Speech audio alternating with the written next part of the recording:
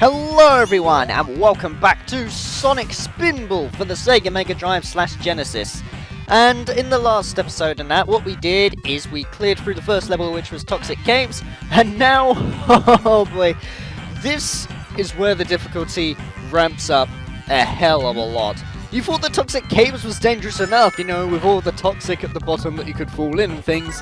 No, Lava Powerhouse is pretty much where most people will die, because you probably don't realise this, but right below those flippers is a bowl of freaking lava.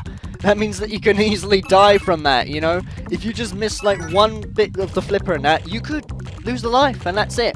And there's no continues in this game either, because, you know, that's basically on the Sega Mega Drive, isn't it? Where you lose all the lives, you start again, and you learn from your mistakes and things, and realise that the whole game is based around luck. It would be though, because it's pinball, isn't it? But you just gotta be a bit cautious with like what you're doing and things. Whereas as you can see, after breaking all that, we then open the way up to the area. And, oh boy, I love the music to this area, and I love the layout to the levels, but I freaking hate that bit. I know I made that look easy, but for the first time you do that, it's so annoying. What you basically got to be doing in that is using those chicken things called cluckers and jumping at the right time in order to bounce up to, like, you know, to get the emeralds and things. But some of, you know, just the collision detection can be really off at points where you will hit the clucker, but, you know, it will just destroy it, but it won't bounce you up or something, so you have to literally hit the dead freaking center of the clucker in order to go anywhere in that. I don't know why they call cluckers and things. I mean, I suppose it makes sense, but Robotnik does give his freaking goddammit, what are they called? Badniks, yeah. Robotnik gives his badniks very odd names, that's for sure. We're like Motorbug, but Motorbug is a really, really cool villain, so don't diss that. But still. I also found those faces really creepy. Like, you know the cannons that I'm trying to fire out of and things? Just look at them! They look like giant freaking yellow frogs and that with creepy faces and things. Another thing actually I might as well say is this. I don't really see this a lot, but looking back at the footage now, there is actually quite a lot of it. Even though there's not really a lot of dialogue and voice acting, which I suppose makes sense. This is on the Mega Drive, and it'd be too much for it to handle, wouldn't it? You'll notice, like, at the top, you know, where it says, like, player 1, free, and tells you the score and things, depending on what you're doing, it pops out of, like, strange text. Like, I don't know if it's going to say it here or anything, but depending on what you're doing, you know, like, bouncing in between things and stuff, it will say radical or something like that, you know?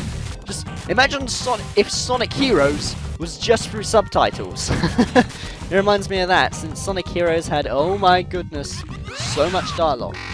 But that's another Sonic game I actually find underappreciated. I actually have plans on doing an LP of Sonic Heroes as well, because it's freaking childhood. Sonic Heroes was like one of my first PS2 games. Yes, PS2. I should have been playing the GameCube because that was the best version, but I didn't have a GameCube growing up. I grew up with a PS2.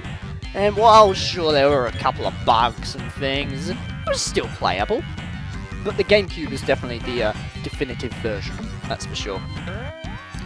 Oh boy though, trying to not fall in this area is really annoying. And it has to be on this game as well. Like usually most Sonic games, you know, Sonic will go, be careful not to fall, or something like that. But, you know, in this one, there's none of that, which, it's on the Mega Drive. I don't know how Sonic's voice would have been on the Mega Drive.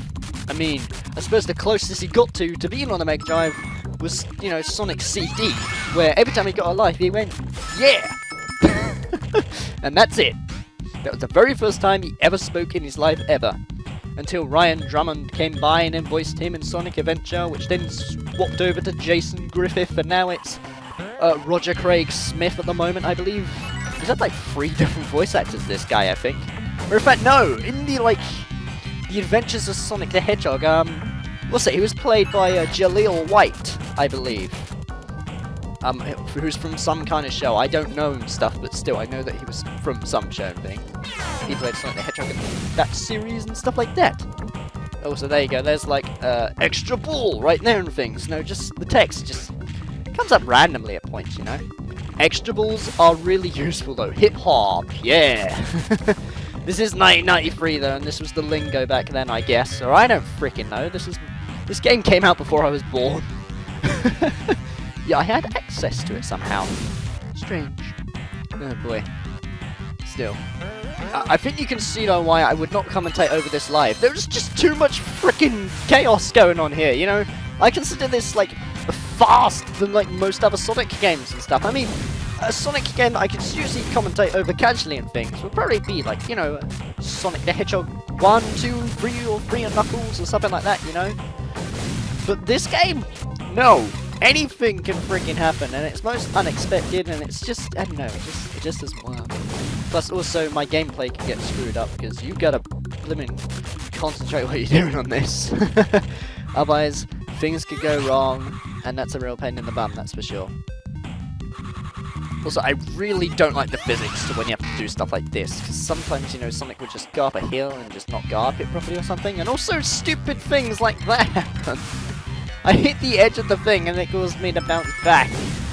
That is most strange right there, but never mind. Also, can I get down there? Yeah, I can. Good. Usually every time I do that, the enemy respawns and it's a real pain in the bum trying to get up and things. Also, don't fall down this time. I don't know what I was doing there. I think I forgot to keep mashing the C button, because that's something you got to do to, you know, to keep the air vents open in order for you to go past and things, but still. Anyways.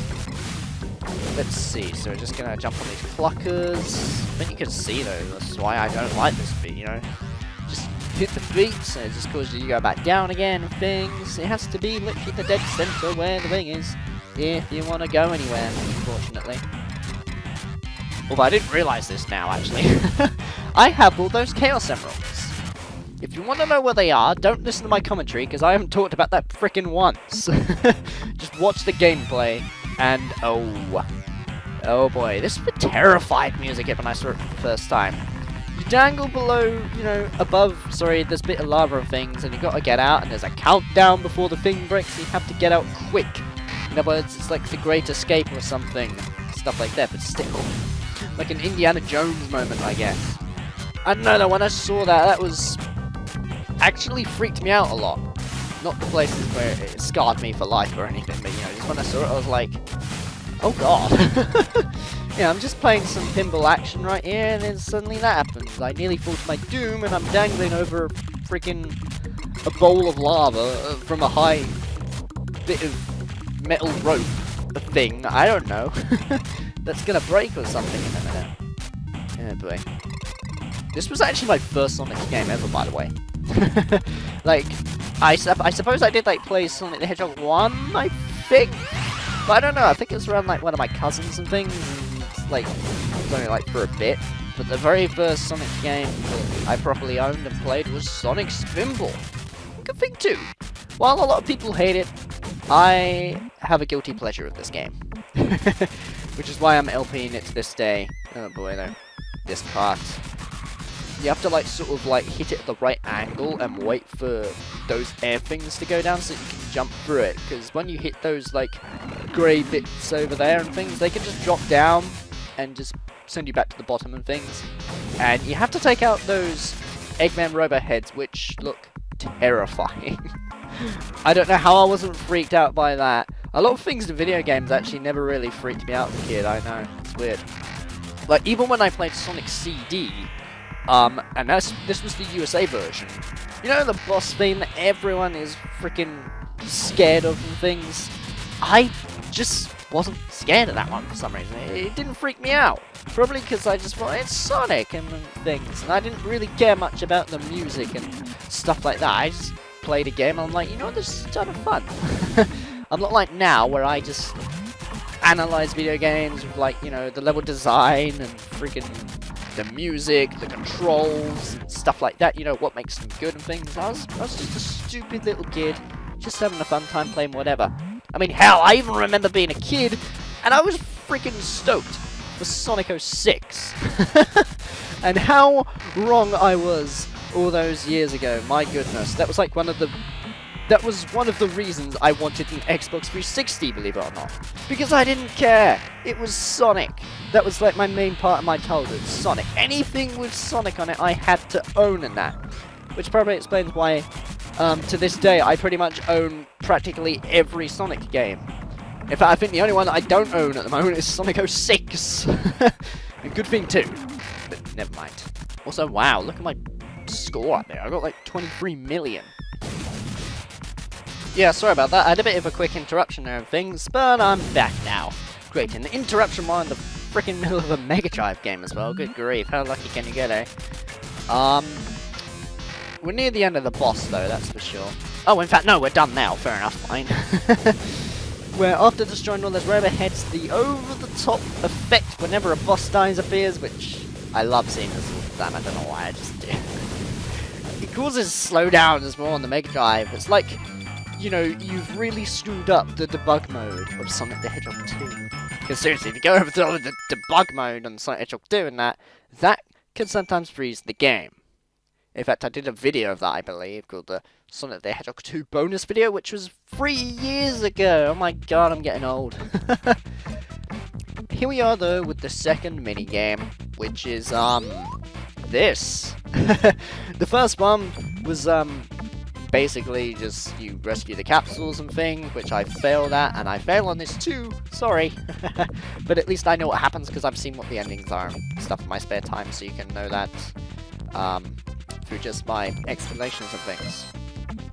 In this one, well, you can hit the targets in the background, they just give you more points. Your main thing, what you gotta do, and it's actually pretty difficult if you ask me, is hit Dr. Robotnik's teeth. And you basically gotta break all of his teeth. Yeah, I know, it sounds pretty morbid, doesn't it? And then just hit him anywhere after that, and he will explode. And the only thing that will appear is his sunglasses and his moustache, I think. Or no, I think it's his sunglasses and his nose. I don't know about you though, but when I was a kid and I saw this, I did not realise that those were his glasses at all. I thought those were just eyes, because you know where the white and black is? It looks like the black bit is the pupil and the white is the eye, you know, like he's looking angry or something. I don't know why I can't even unsee that now for some reason, but they are glasses, because it's Dr. Robotnik, isn't it? Of course he wears glasses and things. Apart from in like the Adventures of Sonic the Hedgehog and things, where he just has red eyes for some reason, and in the Sat AM cartoon he looked frickin' scary as hell.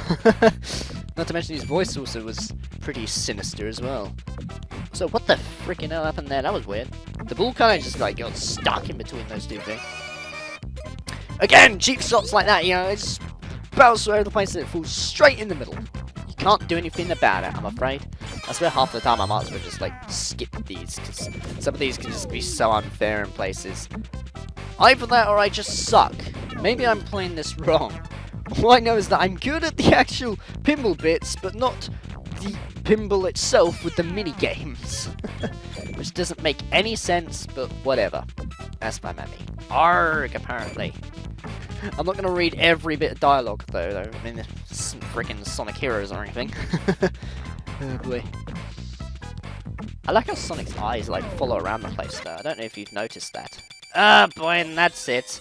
And I'll see you guys in episode 3 where we're going to take on the machine.